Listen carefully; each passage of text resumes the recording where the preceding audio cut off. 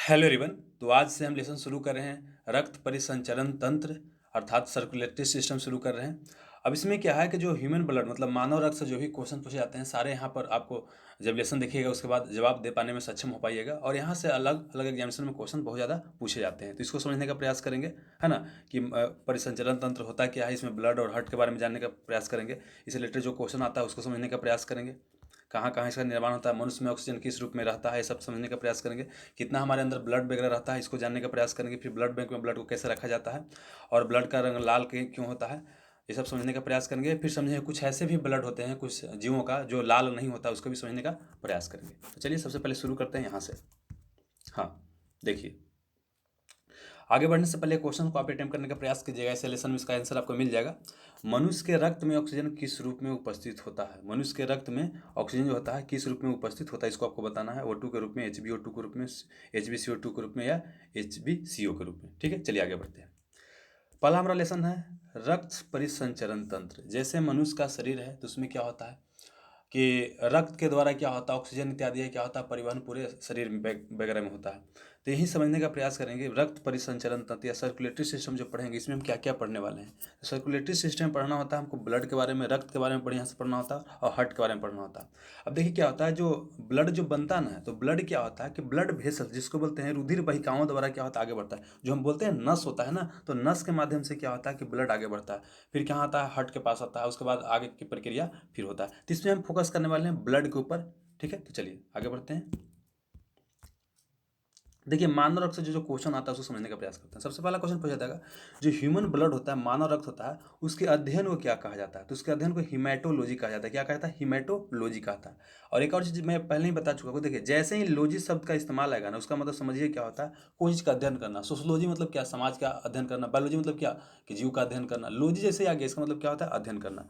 तो यहाँ ह्यूमन रक्त या ह्यूमन ब्लड के जो अध्ययन होता है उसको अध्ययन को क्या बोलते हैं, हिमेटोलॉजी बोलते हैं। और जो अध्ययन करता होता है, जो स्टडी करता है, उसको हिमेटोलॉजिस्ट बोलते हैं। क्या बोलते हैं? हिमेटोलॉजिस्ट बोलते हैं। जैसे बोलते हैं ना सोशलिस्ट बोलते हैं, सोशियोलॉजिस्ट बोलते हैं। मतलब जो क्या है, जो समाज शास्त्र के बारे में अध्ययन करता है। मतलब लॉजिस्ट का मतलब क्या होता है कि एक विशेषज्ञ है, जैसे बोलते हैं स्त्री रोग विशेषज्ञ। तो यहाँ पर समझिए क्या है कि रक्त विशेषज्ञ हो जाएगा। तो अध्ययनकर्ता को हिमेटोलॉजिस्ट बोलते हैं। अब क्या है कि रक्त को जो मापने का इकाई होता है ना, उसको बोलते हैं हीमोसाइटोमीटर। क्या बोलते हैं? हीमोसाइटोमीटर बोलते हैं। देखिए क्या होता है, रक्त में कई सारा कंपोनेंट पाया जाता है, जैसे आरबीसी पाया जाता है ना, फिर आपका डब्ल्यूबीसी पाया जाता है, प्लेटलेट्स पाया जाता है, प्लाज्मा पाया जाता है। तो हीमोसाइटोमीटर क्या होता है, इस तरह से आपका होता है। इसमें जब ब्लड को रखिएगा ना, तो इधर दिखाएगा कि इधर भाई पानी है, कुछ इधर दिखाई देगा कि आपका डब्ल्यूबीसी है, फिर दिखाई देगा कि इधर आपका प्लेटलेट्स है, इधर आरबीसी है ना, इस तरह से आपको दिखाई देगा। तो ये क्या होता है, हीमोसाइटोमीटर होता है, इस तरह से होता है। तो अलग अलग को दिखाता है। तो मापने का यंत्र क्या है रक्त को, हीमोसाइटोमीटर। अगला है कि जो रक्त का प्रकृति कैसा होता है, इसका नेचर कैसा होता है। तो नेचर क्या होता है, ये बेसिक होता है, एल्कलाइन होता है, मतलब क्षारीय होता है और जल में घुलनशील होता है। देखिए, क्षारीय का मतलब पहले समझते हैं, उसके बाद फिर समझेंगे अल्कलाइन का मतलब क्या होता है। देखिए, कोई भी लिक्विड होता है तो उसके एसिडिटी या बेसिसिटी को मापते हैं, मतलब अम्ल है या क्षारीयता। अम्लीयता क्षारीयता को मापने के लिए क्या होता है, पीएच स्केल होता है। इस तरह से क्या होता है, एक स्केल होता है। किसी भी लिक्विड का अम्लीयता और क्षारीयता को मापने के लिए क्या है, एक पीएच स्केल है ना। और इस पीएच स्केल का खोज किया था सॉरेंस नामक साइंटिस्ट ने। किसने? सॉरेंस नामक साइंटिस्ट ने। और इसमें रीडिंग जो होता है 0 से लेकर के 14 तक होता है। कितना होता है? 0 से 14 तक रीडिंग होता है। ये भी याद रखिएगा कि पीएच स्केल का रीडिंग होता है 0 से 14। और बीच में यहाँ पर क्या होता है, 7 होता है। अब देखिए, जिसका पीएच वैल्यू 7 रहेगा ना, वो क्या होगा, उदासीन होगा, न्यूट्रल होगा। ना तो अम्लीय होगा ना तो क्षारीय होगा। क्या हो जाएगा, न्यूट्रल हो जाएगा। तो जो वर्षा जल होता है ना, सब शुद्ध जल होता है। ये भी क्वेश्चन पूछेगा कि शुद्ध जल किसका होता है, वर्षा का जल सबसे शुद्ध जल होता है। और उसका पीएच वैल्यू कितना होता है, 7 होता है। लेकिन वही वर्षा जल क्या होता है, जब पृथ्वी के वायुमंडल में इंटर करता है तो फिर क्या बनता है, एसिड बन जाता है। और वही आपका बिल्डिंग वगैरह पे गिरता है तो बिल्डिंग वगैरह को खराब करता है। जैसे ताजमहल वगैरह का खराब हो रहा है तो क्या एसिड वर्षा, मतलब क्या अम्ल वर्षा का कारण क्या हो रहा है, खराब हो रहा है। तो समझिएगा, तो 7 होता है। अब यहाँ समझना क्या है कि 7 से आपको अगर इधर आते हैं, मतलब 7 से कमता पीएच वैल्यू है तो वो क्या हो जाएगा, एसिडिक हो जाएगा। और 7 से अगर बढ़ेगा तो क्या हो जाएगा, क्षारीय हो जाएगा। तो अगर मान लीजिए 5.5 है, 6.5 है, इस तरह से 7 से अगर कम रहता है, 0 से 7 के बीच, तो वो क्या हो जाएगा, एसिड हो जाएगा। और 7 से 14 के बीच हो जाएगा तो वो क्या हो जाएगा, बेसिक हो जाएगा। तो यहाँ ब्लड का पीएच वैल्यू कितना होता है, 7.4 होता है। मतलब क्या, 7.4 मतलब इस यहाँ पर लाई करेगा, कहीं यहाँ पर लाई करेगा, यहाँ पर इस तरह से लाई करेगा। तो इसका मतलब क्या हो रहा है, ये हो रहा है इसका मतलब कि यह बेसिक है, क्षारीय है। ठीक है ना। अब ध्यान देना है कि एक तो क्षारीय हो गया। क्षारीय का मतलब क्या, कि 7 से इसका पीएच वैल्यू अधिक है तो क्षारीय हो गया। प्लस क्या कि अल्कलाइन है। अल्कलाइन का मतलब क्या होता है कि जल में घुल जाएगा। अगर ब्लड को जल में डालिएगा तो ये क्या हो जाएगा, घुल जाएगा। तो इसीलिए बोलते हैं क्या है कि बेसिक है प्लस क्या है, अल्कलाइन है, क्षारीय और जल में क्या है, घुलनशील है। तो इसको आप याद रख सकते हैं। ठीक है, प्रकृति के बारे में समझ में आ गया। अब आगे आते हैं रक्तचाप, जिसको हम बोलते हैं ब्लड प्रेशर। ब्लड प्रेशर को किससे मापते हैं, तो ब्लड प्रेशर को मापा जाता है स्फिग्नोमैनोमीटर। किससे मापा जाता है, स्फिग्नोमैनोमीटर से मापा जाता है। इससे क्या होता है, ब्लड प्रेशर कितना होता है, 180/80 समानता होता है एक नॉर्मल इंसान का, है ना, 180/80 होता है। तो इसको भी याद रखिएगा। तो ब्लड प्रेशर को मापा जाता है स्फिग्नोमैनोमीटर से। ठीक है, चलिए अगला क्वेश्चन पूछा जाएगा कि रक्त में सबसे अधिक घुलनशील गैस कौन होता है। तो देखिए रक्त में सबसे अधिक घुलनशील गैस कौन होता है, कार्बन मोनोऑक्साइड होता है, जिसको CO बोलते हैं। क्या होता है, यह रक्त में बहुत ही तेजी के साथ घुलता है। मतलब समझिएगा, ऑक्सीजन है, एक कार्बन डाइऑक्साइड है, तो ऑक्सीजन से भी ज़्यादा तेजी से कौन घुलेगा, कार्बन मोनोऑक्साइड घुलेगा। तो इसको आप याद रखिए, आगे जो लेसन में यूज आएगा, ठीक है ना। तो रक्त में सबसे अधिक घुलनशील गैस कार्बन मोनोऑक्साइड हो गया। अगर अगला क्वेश्चन पूछा है कि रक्त में सबसे कम घुलनशील गैस कौन है, तो हीलियम होता है। क्या होता है, हीलियम ऐसे भी एक अक्रिय गैस है, वैसा ही बहुत कम से क्रिया करता है। तो हीलियम क्या होता है, रक्त में सबसे कम घुलनशील है, और सबसे अधिक कौन है, कार्बन मोनोऑक्साइड होता है। इसमें क्या पढ़ें कि रक्त के अध्ययन को हिमेटोलॉजी बोलते हैं, है ना। और मतलब जहाँ अध्ययन करते हैं हिमेटोलॉजी बोलते हैं, अध्ययनकर्ता को हिमेटोलॉजिस्ट बोलते हैं। मापने के यंत्र हीमोसाइटोमीटर होता है। प्रकृति क्या होता है, बेसिक प्लस अल्कलाइन, मतलब क्षारीय और जल में घुलनशील होता है। और रक्तदाब स्फिग्नोमैनोमीटर से मापा जाता है। और रक्त में सबसे अधिक घुलनशील गैस कार्बन मोनोऑक्साइड हो गया, और सबसे कम घुलनशील गैस क्या हो गया, हीलियम हो गया। ठीक है, चलिए अब आते हैं कि रक्त में ऑक्सीजन जो होता है किस रूप में रहता है। तो रक्त में क्या होता है, ऑक्सीजन ऑक्सी हीमोग्लोबिन के रूप में रहता है। किस में रहता है, ऑक्सी हीमोग्लोबिन के रूप में रहता है। देखिए अगला लेसन आएगा ना, उसमें सब बताया जाए कैसे कैसे ऑक्सी हीमोग्लोबिन वगैरह बनता है। फिलहाल समझिए क्या कि रक्त में ऑक्सीजन होता है ऑक्सी हीमोग्लोबिन के रूप में रहता है। तो HB हो गया हीमोग्लोबिन, O2 क्या हो गया, ऑक्सीजन हो गया। तो ये दोनों मिलकर बनता है HbO2, मतलब क्या, ऑक्सी हीमोग्लोबिन। यही तो क्वेश्चन आपसे पूछा गया था दोस्त कि मनुष्य के रक्त में ऑक्सीजन किस रूप में रहता है। तो किस रूप में रहता है, HbO2 के, मतलब ऑक्सी हीमोग्लोबिन के रूप में रहता है। जबकि बाहर ऑक्सीजन O2 के फॉर्म में रहता है। बाहर किस में रहता है, पर्यावरण में या वायुमंडल में कैसे रहता है, O2 के फॉर्म में, मतलब ऑक्सीजन रहता है। तो दोनों को याद रखिएगा। ठीक है, चलिए वायु में ऑक्सीजन O2 के फॉर्म में रहता है। रक्त क्या होता है, एक कनेक्टिंग टिश्यू होता है। मतलब रक्त क्या होता है, संयोजी ऊतक होता है। ये भी क्वेश्चन पूछा जाता है, रक्त कैसा ऊतक है, संयोजी ऊतक। अब देखिए रक्त को हम ऊतक बोलेंगे, हाँ भाई रक्त को ऊतक बोलेंगे। देखिए क्या होता है, रक्त कोई एक चीज़ से मिलकर नहीं बनता है। रक्त में क्या होता है, प्लाज्मा होता है ना। रक्त में क्या होता है, आपका प्लेटलेस होता है। क्या होता है, प्लेटलेस होता है। साथ ही रक्त में क्या होता है, RBC होता है ना। रक्त में क्या होता है, WBC होता है। तो देखिए कई सारा सेल जब मिलता है तो क्या बनता है, टिश्यू बनता है। बताया गया है कि देखिए सबसे छोटा यूनिट क्या होता है, सेल होता है, कोशिका बोलते हैं। और कई सारा कोशिका मिलेगा तो क्या बनेगा, ऊतक बनेगा। इसी को बोलेंगे कि यह क्या बन जाता है, टिश्यू बन जाता है। तो यहाँ पर रक्त क्या हो जाएगा, कनेक्टिंग टिश्यू हो जाएगा, सबको क्या करता है, कनेक्ट करता है। अगला क्या है कि रक्त जो होता है मीजोडर्मल कोशिका होता है। मतलब रक्त का निर्माण किससे होता है, मीजोडर्मल कोशिका से होता है। इसका मतलब क्या होता है, देखिए कोई भी आपका जो सेल होता है ना, सेल समझिए कि सेल है। तो सेल क्या होता है, कई लेयर में से बनता है। तो 3 लेयर मान के चलते हैं। एक देखिए सबसे अंदर वाला लेयर हो गया, एक क्या हो गया इसका बीच वाला लेयर हो गया, और एक क्या हो गया सबसे बाहर वाला लेयर हो गया। एक क्या हो गया सबसे बाहर वाला लेयर हो गया। ठीक है, जैसे आप फल खाते हैं ना, तो फल खाते हैं, जैसे केले की बात करते हैं, केला खाते हैं तो क्या होता है, केला का छिलका हो जाता है। और केला के छिलका के अंदर भी कुछ क्या होता है, खाने वाला चीज़ होता है ना। और उसके अंदर मेन केला होता है। समझ में आ रहा है। तो जो समझिए क्या कि जो बाहर वाला होता है ना, जो बाहर वाला सबसे बाहर वाला होता है, उसको बोलते हैं इंडोडर्म। क्या बोलते हैं, इंडो। जैसे हमारा स्किन होता है, त्वचा जो होता है, क्या होता है, इंडोडर्म को उसका सब मिलकर बनता होता है। इंडोडर्म पार्ट से, मतलब क्या, इंडोडर्म, या इसको एडोडर्म बोलते हैं। क्या बोलते हैं, एडोडर्म बोलते हैं। और जो बीच वाला होता है ना, ये मान लीजिए जो बीच वाला है, बीच वाला, तो बीच वाला को बोलते हैं मिजोडर्म। क्या बोलते हैं, मिजोडर्म। अब ब्लड हो गया, तो ब्लड किससे बनता है, मिजोडर्म से ही बनता है ना। ब्लड किससे बनता है, मिजोडर्म सेल से ही, मतलब मिजोडर्म लेयर से बनता है। समझ में आ गया। एक होता है सबसे अंदर वाला जो लेयर हो गया ना, अंदर वाला लेयर, उसको बोलते हैं आपका एक्टोडर्म। क्या बोलते हैं, एक्टोडर्म बोलते हैं। तो समझ में आ गया। तो ब्लड का निर्माण होता है मेजोडर्म कोशिका से, मतलब कि बीच बीच वाला जो होता है ना, उससे क्या होता है, निर्माण होता है। चलिए ठीक है, अगला बढ़ते हैं। अगला क्वेश्चन पूछेगा कि रक्त का निर्माण कहाँ होता है। तो रक्त का निर्माण होता है बोन मैरो में। बोन मैरो को हिंदी में बोलते हैं अस्थि मज्जा में। अस्थि मज्जा क्या होता है भाई, तो देखिए आप अगर चिकन वगैरह खाते होंगे तो हड्डी इस तरह से रहता है। और हड्डी के अंदर देखते हो क्या होता है, लाल लाल निकलता है, जो बीच बीच में बोलते हैं ना, बीच बीच हड्डी के अंदर क्या होता है, आप समझिए कि जगह होता है, मतलब क्या स्पेस होता है। स्पेस में क्या होता है कि आपका लिक्विड टाइप, लिक्विड पूरा नहीं बोलिएगा, मतलब इस तरह से होता है, क्या बोलता है, लिक्विड भी बोल सकते हैं, या थोड़ा सा बोल सकते हैं सॉलिड रूप में। इस तरह से रहता है, मतलब ज़्यादा ना लिक्विड रहता है, ज़्यादा सॉलिड रूप में रहता है। इस तरह से आपने देखा होगा ब्लड के अंदर, ठीक ना। तो यही ब्लड के, सॉरी क्या बोलता है, हड्डी के अंदर जो देखा होगा, हड्डी के अंदर जो खोखला वाला पार्ट में रहता है ना, उसी को बोलते हैं बोन मैरो या अस्थि मज्जा बोलते हैं। आइए देखिए इसमें क्या होता है, सब रक्त का निर्माण, रक्त का सभी कंपोनेंट का निर्माण होता है। तो एक तो कंसेप्ट ऐसे क्लियर हो जाना चाहिए, चाहे कुछ भी पूछ दे, आंसर क्या हो जाएगा कि सब रक्त का निर्माण कहाँ होता है? बोन में। चाहे प्लाज्मा पूछे, चाहे आरबीसी पूछे, चाहे प्लेटलेट्स पूछे, है ना, चाहे डब्ल्यूबीसी पूछे, सबका निर्माण कहाँ होता है? बोन मैरो में ही होता है। स्पेशल कंडीशन में अलग अलग निर्माण हो सकता है, लेकिन सामान्य कंडीशन में कहाँ होता है? सबका निर्माण बोन मैरो में होता है। बोन मैरो क्या होता है? हड्डी के जो बीच में जगह होता है उसी को बोन मैरो बोलते हैं। तो याद रखिएगा। चलिए, तो यहाँ क्या हमने देखा कि रक्त में ऑक्सीजन ऑक्सी हीमोग्लोबिन के रूप में रहता है, जबकि वायु में O2 के फॉर्म में रहता है। रक्त क्या होता है? कनेक्टिंग टिश्यू या संयोजी ऊतक होता है। रक्त का निर्माण होता है मेजोडर्मल कोशिका से होता है। रक्त का निर्माण किस कहाँ होता है? अस्थि मज्जा में होता है। ठीक है, चलिए आगे बढ़ते हैं। अब बात करते हैं कि रक्त महिला पुरुष में कितना पाया जाता है। तो देखिए, रक्त जो होता है महिला में 4 से 5 लीटर पाया जाता है। कितना पाया जाता है? 4 से 5 लीटर पाया जाता है। पुरुष में 5 से 6 लीटर पाया जाता है। बात समझ आ गई? मतलब क्या है कि महिला में समानता क्या होता है? ब्लड कम पाया जाता है। ऐसे भी देखिए क्या कि महिला का क्या होता है, वजन समानता क्या होता है? कम होता है, तो इसलिए उनमें कम पाया जाता है।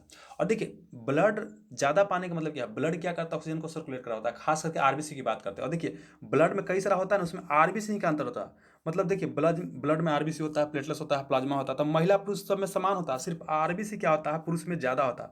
आरबीसी का काम क्या होता है? ऑक्सीजन का परिवहन करना। ऑक्सीजन क्या करता है? आपका ग्लूकोज को, जो भोजन बनता है उसको क्या करता है? तोड़ता है। बात समझ में आ रहा है? ये आगे के लेसन में बताया जाएगा, तोड़ता है।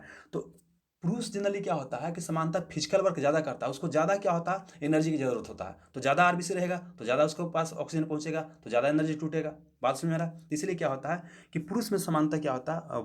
रक्त जो होता है ज़्यादा होता है। और रक्त का कौन सा कंपोनेंट ज़्यादा होता है? आरबीसी कंपोनेंट ज़्यादा होता है। समझ में आ गया? तो समानता महिला में 4 से 5 लीटर पाया जाता है, और पुरुष में कितना होता है? 5 से 6 लीटर होता है। मतलब 1 लीटर के आसपास अंतर होता है। कहीं कहीं बुक में आपको आधा लीटर के आसपास भी देगा। तो मान के चलिए कि दोनों के बीच कितना अंतर होता है? हाफ से लेकर के 1 लीटर के बीच। हाँ, अब याद रखिएगा कि शरीर के कुल वजन का रक्त कितना होता है। तो अगर कोई 100 kg का पुरुष है ना, तो उसमें समझिए कि 7 लीटर के आसपास उसका वजन कितना होगा? 7%। मतलब क्या कि 7 लीटर के आसपास क्या हो जाएगा? उसमें ब्लड हो जाएगा। अगर कोई क्या है 50 kg का है, तो उसमें ब्लड लगभग कितना हो जाएगा? तो इसका 7% कितना हो जाएगा? तो 3.5 kg। कितना? 3.5 kg हो जाएगा, है ना। तो शरीर के वजन का लगभग 7% होता है। चलिए, अब हम बोलते हैं कि ब्लड किसी को डोनेट करना है, तो 1 यूनिट ब्लड देना है। तो 1 यूनिट ब्लड का मतलब क्या होता है? देखिए, 1 यूनिट का ब्लड का मतलब ये होता है कि देखिए 350 से लेकर के 400 ml, कहीं कहीं 300 से 400 ml भी देगा, कहीं कहीं आपको ऑप्शन देता है 350 से 400 ml। तो ध्यान रखिएगा, अगर 350 ml जो रहता है ना, अगर 350 ml हम लेते हैं मिलीलीटर, इसी को बोलते हैं 1 यूनिट बोलते हैं। क्या बोलते हैं? 1 यूनिट बोलते हैं। तो देखिए, महिला में समानता कितना ब्लड पाया जाता है? तो 10 से 14 यूनिट। कितना पाया जाता है? 10 से 14 यूनिट। और 14 से 17 यूनिट क्या होता है? पुरुष में। पुरुष में थोड़ा ज़्यादा पाया जाएगा, तो मान के चलिए कि 3 यूनिट ज़्यादा पाया जाएगा। बात समझ में आ गया? तो महिला में क्या होता है? 10 से 14 यूनिट, और पुरुष में कितना होता है? 14 से 17 यूनिट होता है। ठीक है, चलिए आगे बढ़ते हैं। ब्लड बैंक में बोलता है कि ब्लड बैंक में ब्लड को कितना फ़ारेनहाइट पर रखा जाता है। तो देखिए, ब्लड ब्लड बैंक पहले समझते हैं क्या होता है। देखिए, ब्लड बैंक कहाँ होता है? जहाँ पर ब्लड को स्टोर किया जाता है, ब्लड का टेस्टिंग वगैरह होता है ब्लड चढ़ाने से, है ना। तो उसी को बोलते हैं ब्लड बैंक। जैसे हम लोग को अगर ब्लड की जरूरत होता है तो हम क्या करते हैं? ब्लड बैंक में जाते हैं, वहाँ से ब्लड लेकर के आते हैं। साथ ही हमको ब्लड डोनेट करना, तो वहाँ पर जाते हैं। अब ब्लड में कई सारा कंपोनेंट चेक किया जाता है ना। तो वो क्या होता है? Blood bank. तो ब्लड बैंक में क्या होता है कि ब्लड को सुरक्षित रखा जाता है। समानता ये होता है कि देखिए, ब्लड को क्या होता है कि 7 सप्ताह के लिए समानता मान के चलिए कि सुरक्षित रखने का प्रयास किया जाता है ना। तो 7 सप्ताह मतलब 42 दिन के आसपास बोलिएगा। अब कम बेसी भी हो सकता है, लेकिन समानता इतना के आसपास बोला जाता है कि सुरक्षित रखना पड़ता है। तो ब्लड बैंक में ब्लड को 40 डिग्री फ़ारेनहाइट पर रखा जाता है। अब देखिए, ब्लड को सुरक्षित रखने के लिए जो केमिकल यूज किया जाता है ना, तो सोडियम ऑक्जेलेट और कैल्शियम साइट्रेट का यूज किया जाता है। किसका? सोडियम ऑक्जेलेट और कैल्शियम साइट्रेट का यूज किया जाता है। लेकिन क्या है कि अगर उसमें ऑप्शन सोडियम साइट्रेट रहेगा तो असली आंसर क्या हो जाएगा? सोडियम साइट्रेट हो जाएगा, है ना। देखिए क्या होता है, ब्लड को क्या होता है, कैल्शियम जिसमें रहेगा ना, तो ब्लड को जमाने में, क्लोटिंग करने में क्या करता है? हेल्प करता है। और जिसमें कैल्शियम नहीं रहेगा, वो समानता क्या करता है कि ब्लड को नहीं जम ब्लड को जमने से क्या करता है? रोकता है ना। तो यहाँ पर क्या होता है? सोडियम ऑक्जेलेट होता है और कैल्शियम साइट्रेट होता है। और अगर ऑप्शन में सोडियम साइट्रेट दिया हुआ है तो आपको इसी टिक्का लगाएगा, मतलब सोडियम साइट्रेट का ही मुख्य रूप से यूज किया जाता है। ठीक ना, ये ऑप्शन के अनुसार डिपेंड करेगा क्वेश्चन। जो ऑप्शन आपका दिया रहेगा वही बनाइएगा। ठीक ना, अगर मान लीजिए तीनों दे रहेगा तब कौन बनाइएगा? तब सोडियम साइट्रेट ही बनाइएगा। ठीक है, चलिए अब बात करते हैं कि ठीक है, इतना पढ़ लिया, उसके बाद रक्त का रंग लाल कैसे होता है। तो देखिए, सबका रक्त का रंग लाल नहीं होता। कुछ जो जीव होता है उसमें उजला भी होता है, कहीं कहीं आपका ब्लू भी होता है। बोले क्या ऐसे कैसे बोले सर? हाँ बिल्कुल होता है, पर इसको समझ लेते हैं। रक्त का रंग क्या होता है? लाल होता है। लाल होने के कारण क्या? हीमोग्लोबिन क्या होता है? हीमोग्लोबिन के कारण क्या होता है? रक्त का रंग लाल होता है। हीमोग्लोबिन क्या होता है, देखिए इसमें एक हीम है, हीम का मतलब क्या होता है, आयरन, क्या होता है, आयरन या लोहा। तो आयरन कंपाउंड होता है, या बोल सकते हैं कि लौह यौगिक होता है हीम। और ग्लोबिन क्या होता है, ग्लोबिन एक प्रोटीन होता है, क्या होता है, प्रोटीन होता है। और हीम का, लोहा का भी कलर लाल टाइप होता है, और ग्लोबिन का भी कलर क्या होता है, लाल टाइप होता है। इस कारण से क्या होता है कि इस हीमोग्लोबिन के कारण ह्यूमन का ब्लड का जो रंग होता है, मानव का रक्त रंग क्या हो जाता है, लाल, जो कि आपको यहाँ पर दिखाई दे रहा है। बात समझ आ गया, चलिए। अच्छा, एक और चीज़ क्या है, यहाँ हीमोग्लोबिन बोले तो हीमोग्लोबिन कितना पाया जाता है, तो जब मैंने कुछ देर पहले आपको बताया कि 1000 अगर हम ml ब्लड है, तो उसमें हम बोल रहे थे क्या कि 350 ml से लेकर के 400 ml को 1 यूनिट बोल रहे थे, है ना। यह बता रहे थे कि जो पुरुष होता है यहाँ पर, क्या, हाँ यहाँ पर देखिए, पुरुष होता है उसमें कितना पाया जाता है, तो 14 से 17 पाया जाता है। और महिला में कितना, 10 से 14 यूनिट पाया जाता है, ठीक है। तो ये हम बोले थे 1000, मैंने कितना बोले थे, 1000 अगर लेते हैं ब्लड, 1000 ml ब्लड लेते हैं तब बोल रहे थे। अब उसी को यहाँ पे ये बोलते हैं, अगर 100 ml हम लेंगे ना, कितना लेंगे, 100 ml लेंगे, तो यहाँ मान के चलिए कितना हो जाएगा, 14 से 17 ग्राम जो होता है ना, ये पुरुष में आपको हीमोग्लोबिन पाया जाता है। और महिला में क्या, 10 से 14 ग्राम, मतलब हीमोग्लोबिन को किस से मापते हैं, ग्राम में मापते हैं। तो महिला में होगा 10 से 14 ग्राम पर 100 ml, और पुरुष में कितना हो जाएगा, 14 से 17 ग्राम पर 100 ml हो जाएगा, ठीक है। इसको याद कर भी सकते हैं, हमारा काम का ज़्यादा है नहीं, बस समझने के लिए कि आपको बेसिक अंडरस्टैंडिंग चाहिए, ठीक है ना। यहाँ बस याद रखिएगा कि रक्त का रंग लाल होता है हीमोग्लोबिन के कारण, ठीक है। हीमोग्लोबिन क्या होता है, हीम एक लौहयुक्त प्रोटीन होता है, और ग्लोबिन क्या होता है, मतलब हीमोग्लोबिन क्या होता है, लौहयुक्त एक प्रोटीन होता है, हीम लोहा होता है, और ग्लोबिन क्या होता है, प्रोटीन होता है। अब आगे आते हैं। अब बात करते हैं, कुछ ऐसे भी जीव होते हैं जिसके ब्लड का रंग जो होता है लाल नहीं होता है। तो सबसे पहले क्या, इस तरह से कॉकरोच को देखोगे, जो बाथरूम वगैरह आपको दिखाई देता है ना, तो जो कॉकरोच होता है इसका ब्लड का रंग जो होता है आपका लाल नहीं होता, क्या होता है, सफ़ेद होता है, व्हाइट होता है, क्या होता है, व्हाइट होता है, बिल्कुल जी हाँ दोस्तों, क्या होता है, व्हाइट होता है। और व्हाइट होने के पीछे रीजन क्या है, तो हीमोलिम्फ, क्या होता है, हीमोलिम्फ। देखिए, जब भी बायोलॉजी आपको केमिस्ट्री पढ़ रहे हैं तो समझिए क्या होता है, पिगमेंट पाया जाता है। पिगमेंट जो आपको, हीमोग्लोबिन एक तरह का पिगमेंट है, मतलब पिगमेंट मतलब वर्णक होता है, जो कलर देता है, रंग देता है। तो यहाँ पर कॉकरोच के रक्त का रंग सफ़ेद होता है, और इसका कारण क्या होता है, हीमोलिम्फ, क्या होता है, हीमोलिम्फ पिगमेंट होता है। तो याद रखिए, देखिए लिम्फ का मतलब क्या होता है, उजला, लिम्फ का मतलब क्या होता है, उजला होता है, ठीक है, तो याद रखिएगा। और वहीं ऑक्टोपस, इस तरह से आपने देखा होगा, ऑक्टोपस का 8 गो भुजा होता है, भी क्वेश्चन पूछा गया है कि ऑक्टोपस का कितना गो भुजा होता है, कितना आपको पैर हाथ जो भी दिखाई देता है, तो कितना होता है, 8 होता है, इसलिए इसका नाम पड़ा है ऑक्टोपस पड़ा है। तो ऑक्टोपस का रक्त का रंग जो होता है ना, ये नीला होता है, क्या होता है, ब्लू होता है, क्या होता है, ब्लू होता है। ऐसा काम है, इसका कारण है हीमोसाइनिन पिगमेंट, क्या है, हीमोसाइनिन पिगमेंट। तो देखिए, साइनिन का मतलब क्या होता है, ब्लू, साइनिन का मतलब क्या होता है, ब्लू या नीला होता है। तो हमने क्या देखा कि कॉकरोच के रक्त का रंग क्या होता है, सफ़ेद होता है हीमोलिम्फ के कारण, और जबकि ऑक्टोपस के रक्त का रंग क्या होता है, नीला होता है हीमोसाइनिन के कारण, ठीक है। तो इस लेसन को 1 से 2 बार देखिएगा, आपको पूरा पूरा समझ में आ जाएगा, और उम्मीद करता हूँ इस लेसन से आपको जरूर बेनिफिट होगा। Have a nice day, thank you.